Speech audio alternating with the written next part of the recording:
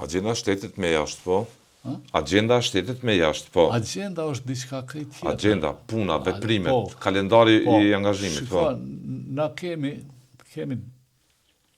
shumë shtete që akoma s'na kanë njohur. Dhe menoj që akoma nuk kemi arrit në pikën kur e studiojmë frontalisht mënyrën se si duhet të na njohin disa shtete që s'na kanë njohur. Ajo ka kosto. Dhe më mirë është kishte me qenë që të mos përdoren mjetet për çështje që s'ka nevojë, kushtet veçanta, por kjo fushë duhet me u përgatitur shumë mirë dhe duhet me bo shpenzime, kuptohet, për interes të më të tjeshëm. Interesi ynë është që të jemi pjesë e Organizatës së Kombeve të Bashkuara. Po. Dhe kjo është çështja e parë, dhe pastaj ato antarësimi në NATO është nga një herë po i ndëgjoj disa që në FSK-ja ka nevojë me hyrë në NATO. Jo, Kosova ka nevojë me hyrë në NATO, dhe përmes Kosovës edhe FSK-ja mund të jetë pjesë e NATO-s me detyrimet që ka si ushtri. Por në NATO futet politika, futet shteti. Po. Dhe pastaj për çështja e ligjeve, se edhe kur të futen në NATO dhe në Bashkimin Evropian, ligjet duhen të jenë të harmonizuara me gjitha shtetet e NATO-s që kanë të bëjnë me NATO. Dhe ligjet duhet të jenë të harmonizuara me gjitha shtetet e Bashkimit Evropian, sepse kemi të bëjmë me politikat përbashkëta edhe zhvillimore, edhe vladionore.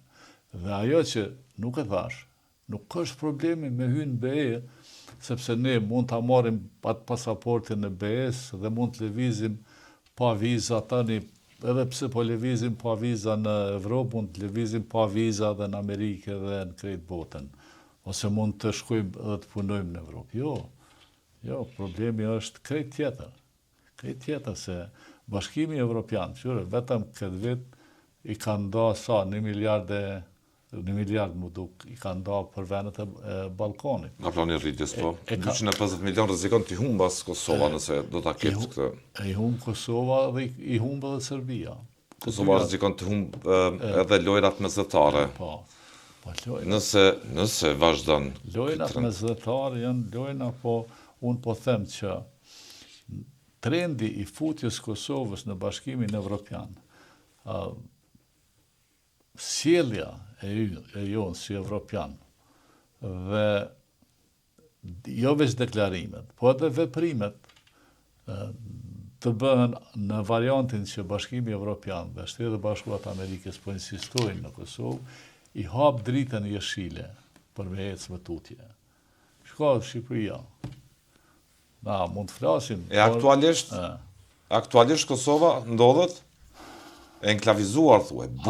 Jo, aktualisht Kosova e leqitur. Ndaj Kosovës ka një mosbesim të theksuar nga vendet e Bashkimit Evropian. Si ti japni kësaj emër? Ka një mosbesim në politikat e Kosovës nga NATO, dhe ka një mosbesim edhe nga Shtetet e Bashkuara të Amerikës. Dhe kjo nuk e them as për fushat elektorale, po më them mua dhe po i them të gjithë njerëzve pse jemi kështu. A kishim mujt me bë ndryshe.